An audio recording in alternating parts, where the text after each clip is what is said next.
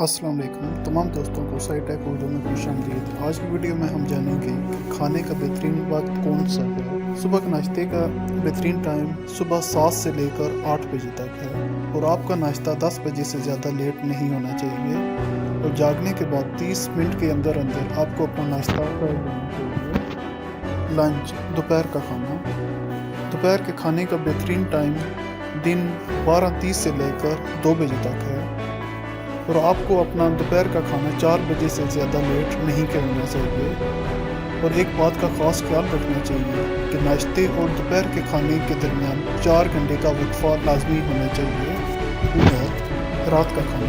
रात के खाने का बेहतरीन टाइम शाम 6 बजे से लेकर 9 बजे तक है और आपका रात का खाना 10 बजे से ज़्यादा लेट नहीं होना चाहिए।